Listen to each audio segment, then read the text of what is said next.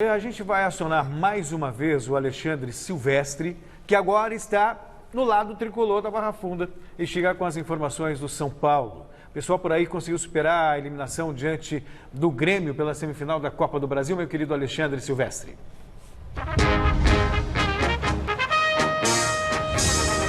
Acredito que sim, Celso. Por mim, falo por mim como torcedor do São Paulo, que desta vez não doeu tanto, né? Não foi um vexame como outros tantos que o São Paulo deu nos últimos tempos. O São Paulo foi eliminado pelo Grêmio, empatando no Morumbi, mas saindo da competição na semifinal de forma de cabeça erguida. Na verdade, perdeu lá no Sul, né? No jogo na Arena do Grêmio. O São Paulo poderia ter matado a partida, feito pelo menos de duas chances, né? E perdendo por 1-0, aqui foi muito difícil. O Grêmio embaçou a vida, catimbou muito, se fechou e jogou com o regulamento debaixo do braço.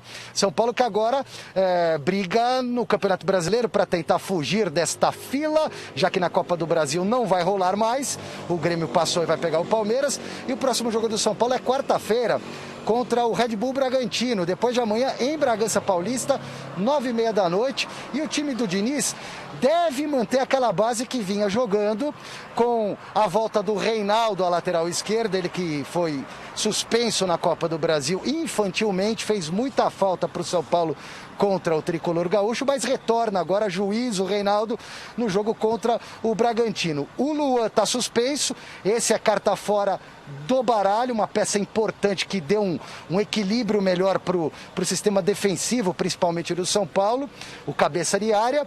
E quem é dúvida, mas não deve jogar, é o Luciano. Inclusive o nosso colega Marcelo Bazégio, do site gazetesportiva.com e também da TV Gazeta, passou para a gente a informação que o Luciano não conseguiu se recuperar de um outro problema. Não é mais a lesão muscular, e sim um cisto no joelho. E que ele não vai jogar, e nem o substituto, o Pablo, que está com uma contratura muscular. Eu acredito que entrem na cabeça de área Tietê e na frente o Vitor Bueno. Tá certo, então, o São Paulo agora totalmente focado no Campeonato Brasileiro. E olha, para quem não apostava no São Paulo, com chances reais de ganhar o título, Flávio Garrafa. O maior favorito, né? Tá com 7 pontos de vantagem. Tá certo, o Flamengo joga menos, é um jogo em Grêmio, não é assim também, né? Uhum. Não ganhou ainda. Agora, esse é um jogo enjoado pro São Paulo. O São Paulo jogou 2 vezes com o Red Bull e não ganhou. E o Red Bull, ele tem mais bola do que os 31 pontos que ele tem. Ele tá jogando mais do que os 31 pontos que ele conquistou. Um jogo bem perigoso pro São Paulo, bem difícil. A ausência do Luciano de novo pode pesar. E a volta do Reinaldo, claro que é um ponto importante, mas é um jogo muito perigoso. Chato. Né? Boa chato. Palavra. Boa palavra. Um empatezinho em Bragança não vai ser nenhuma Palmeiras surpresa. Ganhou, mas não convenceu. Mas assim, você olha, é o que eu estou dizendo, você olha o Red Bull, ele tem mais bola do que os 31 pontos que ele conquistou. Há uma rivalidade entre o Maurício Barbieri e o Diniz antiga, desse tempo de Red Bull e tal, né? Desse tempo do Audax.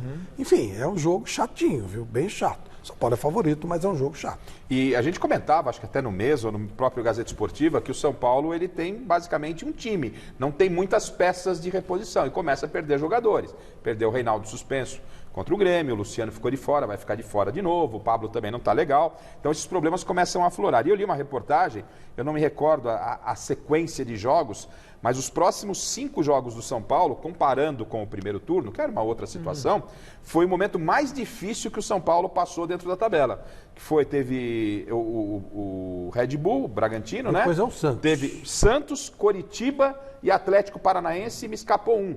Foi aonde realmente começou uma turbulência muito grande. Não que isso signifique, mas foi o momento... Coritiba e Atlético Paranaense é bom de jogar agora, hein?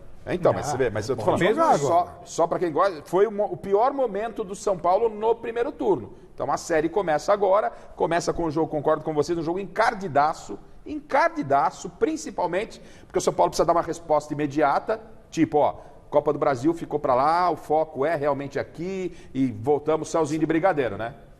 São Paulo tem dado essas respostas. Podemos falar mais sobre isso depois. Não, tem dado mesmo. Tem. Agora o Silvestre traz informações sobre alterações na direção, né, meu querido Alexandre Silvestre? Novidades, não na comissão técnica necessariamente, mas no corpo diretivo, né?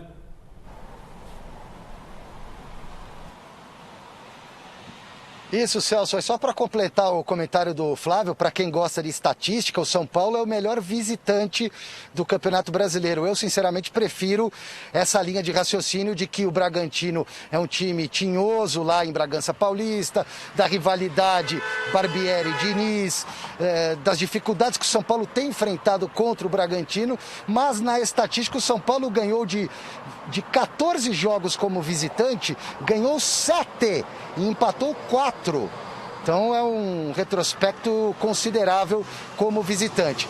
Vamos falar agora dessa nova diretoria do São Paulo, porque hoje o presidente Júlio Casares iniciou de fato o trabalho dele, concedendo uma entrevista coletiva. Mas antes do presidente, algo que aconteceu já no final de semana, um anúncio formal, apresentação, melhor dizendo, formal e oficial de Muricy Ramalho, porque aqui é trabalho, meu filho, e o Muricy é o novo gerentão de futebol do Tricolor, e o São Paulo preparou este vídeo, a linha do tempo de Muricy Ramalho, que lá no passado era jogador de futebol.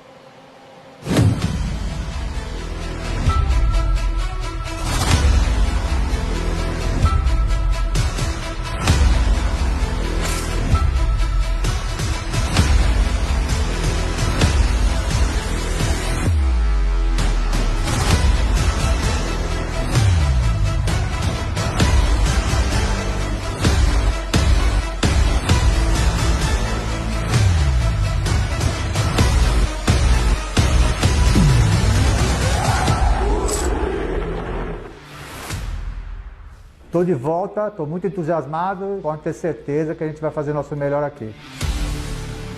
Bom, o Muricy Ramalho passa a bola, professor Muricy Ramalho passa a bola agora para o presidente Júlio Casares, que falou por mais de 1 hora hoje em coletiva de imprensa virtual, falou de vários assuntos, inclusive reconhecendo o buraco financeiro no qual se encontra o São Paulo. Vamos ouvir o mandatário tricolor pelos próximos 3 anos. Nós temos a ciência terrível da questão financeira, e por isso que acabamos de nomear uma Câmara Setorial, é a primeira, que é a financeira, que começa a trabalhar hoje, junto com o Sérgio, na questão de readequar, realinhar os nossos compromissos financeiros. Claro que o futebol vai ter que estar inserido nessa nuance de nova realidade financeira do São Paulo. E, repito, a base será fundamental. Nós não podemos abandonar a questão de que quando o futebol, o técnico, a comissão, identificar a necessidade de uma posição, terá que ser uma prática a integração com a base para buscarmos esse valor dentro da nossa formação. Se isso não for possível, aí sim vamos ao mercado, mas vamos de forma diferente. Eu espero ser avaliado depois de 3 anos como uma pessoa que equilibrou as finanças. Eu jamais faria que eu vou pagar a dívida. Às vezes eu ouço pessoas falando isso, vou pagar a dívida, é a pessoa que não conhece o que é uma dívida desse tamanho. Mas realinhar, reposicionar, ter um novo perfil e diminuir a dívida, a pressão da dívida, isso eu quero deixar esse legado. Claro, ser campeão, isso é jogo de futebol. Eu quero muito ser campeão, mas essa é uma questão que o futuro vai dizer.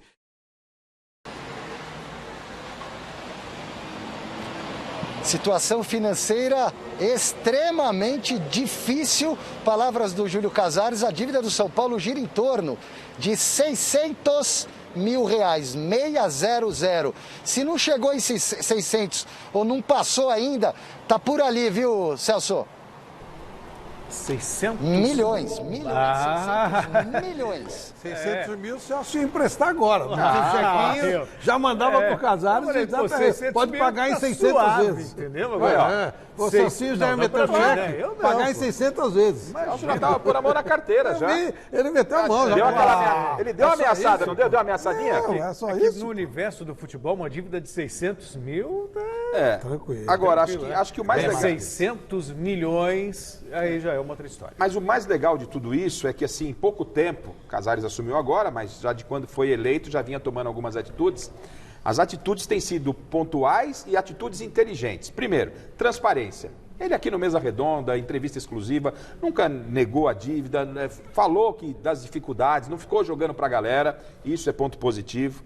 Aí ele vem e traz, fosse eu torcedor do São Paulo, e o torcedor não está muito preocupado com dívida. Claro que a dívida acaba refletindo, mas o torcedor quer ver o departamento de futebol funcionando e tal. Eu, se fosse torcedor do São Paulo, ia ficar super feliz. Por quê? Ele vai lá e resgata Muricy, né? Já mostra que está com uma visão muito legal. Não atrapalha o que de pouco o Leco deixou, que foi essa reta final do São Paulo, que se chega com uma outra diretoria, não, vou mudar tudo, limpar, segurou o Raí pode ter cometido vários equívocos na gestão dele, mas o mérito a gente não pode tirar do Raí nessa reta final. Então ele deixa o Raí até o final, o Pássaro já era uma carta fora do baralho mesmo, mexeu o menos possível, trouxe o Muricy, com transparência, estou gostando de ver. Se fosse São Paulino, estaria satisfeito com o Júlio Casares, que é um cara, como disse o Flávio, que a gente conhece, um cara cabeça de boas ideias. Boa sorte a ele. São medidas sensatas. E vai ter que ter criatividade, né? Porque realmente não tem grana.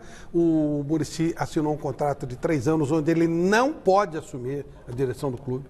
Se ele assumir como técnico, rompe o contrato. Não pode. Está no contrato. Não pode. Nem que seja com nada. Não tem técnico, bota alguém lá. Bota uma cadeira, ele não pode assumir. Acho isso ótimo, maravilhoso. Não é o que ele quer e ele é uma ameaça gigantesca para qualquer um que está lá, mesmo sendo o caráter que é um cara bacana, mas é muito pesado. Então não é isso o negócio.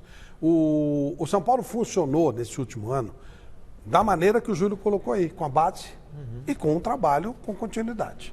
Funcionou desse jeito, foi por acaso. Porque o rombo que o Leco fez no ano passado, no ano retrasado, 2019, inclusive culminando com a contratação do Daniel Alves, de uma maneira irresponsável, não pela bola do Daniel, mas pelo custo que o São Paulo não conseguiu barganhar, não conseguiu repassar a patrocinadores. Então agora, manter esse sistema, trazendo gente da base, é o correto, vai ter que vender jogadores. E só para acrescentar uma situação que foi dita 2 semanas no Mesa Redonda, pelo Miller, porque depois, em isso se confirmando, muita gente quer ser pai da criança e não há nenhum problema. Mas o Miller já sinalizava de que o Daniel Alves não deve ficar para a próxima temporada, né? Enfim, foi uma informação que o Miller trouxe aqui no Mesa Redonda, só para deixar registrado. Vamos aguardar. E o multi-homem Alexandre Silvestre, que eu deixei no vácuo agora há pouco, está de volta mais uma vez para falar do São Paulo e do futuro. O Tricolor, quais são os planos do presidente Júlio Casares para a base do clube em Cotia, Alexandre Silvestre?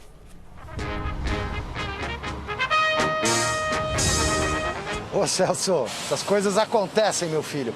Ó, eu queria fazer um raio-x rapidinho de como vai ficar o departamento de futebol do São Paulo enquanto o meu óculos fica totalmente embaçado. Número 1, a figura número 1 é o presidente, Júlio Casares. O número 2, o diretor de futebol, acho que o Flávio Prado trabalhou com ele por muitos anos na Rádio Jovem Pan. Jornalista que passou pela Rádio Jovem Pan, o Carlos Belmonte. Vai cuidar mais das questões administrativas, políticas e tal. O gerente vem abaixo, seria o número 3, Muricy Ramalho, fazendo aquela ponte entre vestiário, campo, diretoria e vice-versa. E tem ainda o Kaká, que está fazendo um estágio de gestão esportiva no São Paulo e que vai continuar um estágio não remunerado e que vai integrar um tal de comitê avançado de futebol criado pelo Júlio Casares, onde ele vai receber conselhos. O Kaká vai ser uma espécie de conselheiro, até porque é uma figura pública mundial e pode colaborar muito com o São Paulo em negócios fora do Brasil, né? Afinal de contas, o Kaká é uma figura muito conhecida e tramita nos principais clubes da Europa, do planeta. Kaká não vai receber salário em princípio e a princípio. E agora eu queria destacar um trechinho da coletiva de hoje, quando o Júlio Casares fala desse São Paulo, dessa safra, porque o São Paulo é um clube, é o mais vendedor do mundo. O São Paulo é o time que mais exporta jogadores e há muito tempo. E tem uma safra legal aí rolando, né? Será que o São Paulo vai conseguir segurar esses meninos aí? Casares fala. nós faremos o possível, o impossível e mais o impossível para tentar manter os novos valores aqui. Mas existe uma questão orçamentária de mercado, existe a questão profissional do atleta, existe o mercado de agentes e o sonho dos atletas. Mas dentro do que nós pudermos fazer, nós queremos que o jogador revelado seja valorizado, seja mantido e deixe no São Paulo um legado esportivo antes do legado financeiro. Esse é o sonho, esse é o ideal. Claro que estamos assumindo uma situação financeira preocupante, que nós temos que ter atenção. E esse desenho financeiro tem que andar de mãos dadas com a área de futebol. A área de futebol tem que entender essa nossa angústia. Mais do que isso, ela tem que trabalhar em consonância com o orçamento. E é isso que nós vamos fazer. Se o orçamento nos der uma folga para que uma contratação de maior peso venha a acontecer, ela será rigorosamente estudada. Mas antes, nós temos que trabalhar a sua organização, a organização dessa dívida, a integração, quando eu digo da sinergia, do escopo financeiro com a filosofia do futebol. Elas devem andar de mãos dadas, porque senão não vai dar certo. E é isso que nós temos que fazer, principalmente nesse primeiro ano de gestão.